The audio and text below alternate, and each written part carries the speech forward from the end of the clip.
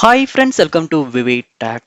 நம்ம எல்லாமே கண்டிப்பா வாட்ஸ்அப் யூஸ் பண்ணுவோம். ஸோ நம்ம ஃபோனில் வந்து வாட்ஸ்அப் யூஸ் பண்ணும்போது நம்ம லொக்கேஷனுமே கண்டிப்பாக வந்து இந்த வாட்ஸ்அப்பில் வந்து ட்ராக் ஆகும். சரியா? இந்த லொக்கேஷன் வந்து சம்டைம்ஸ் வந்து உங்களுக்கு வந்து இப்படி வாட்ஸ்அப் வந்து உங்களுடைய லொக்கேஷனை வந்து ட்ராக் பண்ணக்கூடாது, அதை ஹைட் பண்ணி வைக்கணும் அப்படின்ற ஒரு தேவை வரும்.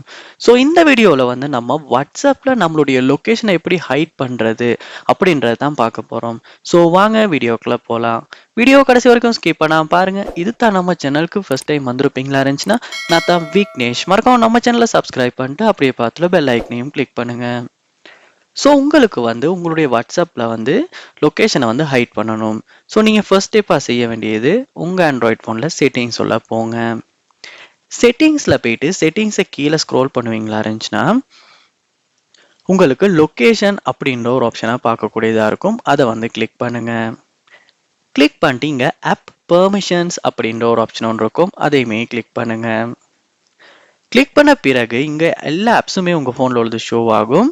இதில் நீங்கள் வந்து வாட்ஸ்அப் ஆப்பை வந்து சூஸ் பண்ணிக்கங்க. சூஸ் பண்ணதுக்கு அப்புறம் இங்கே பார்க்கலாம் location access for this app அப்படின்னு காட்டி உங்களுக்கு வந்து எலோ பண்ணியிருக்கா இல்லை எலோ பண்ணாமல் இருக்கா அப்படின்றது காட்டும். ஸோ இங்கே டோன்ட் எலோ கொடுப்பீங்களா இருந்துச்சுன்னா உங்களுடைய லொக்கேஷன் வந்து வாட்ஸ்அப்பில் வந்து ஹைட் ஆகிரும், லொக்கேஷன் வந்து அக்சஸ் ஆகாது. ஸோ இப்படித்தான் வந்து நம்ம ஆண்ட்ராய்ட் ஃபோனில் வாட்ஸ்அப்பில் லொக்கேஷனை வந்து ஹைட் பண்ணுறது. ஸோ நீங்களுமே ஹைட் பண்ண விரும்புனீங்கன்னா கண்டிப்பாக இந்த ஸ்டெப்ஸ் மூலமாக உங்களுடைய லொக்கேஷனை வாட்ஸ்அப்பில் ஹைட் பண்ண முடியும். ட்ரை பண்ணி பாருங்கள். இந்த வீடியோ உங்களுக்கு ரொம்ப யூஸ்ஃபுல்லாக இருந்திருக்கும்னு நினைக்கிறேன். இது போல் நிறைய வீடியோ பார்க்கணும்னா கண்டிப்பாக நம்ம சேனலை சப்ஸ்கிரைப் பண்ணுங்கள். அப்படியே பார்த்துல பெல் ஐக்கனையும் கிளிக் பண்ணுங்கள்.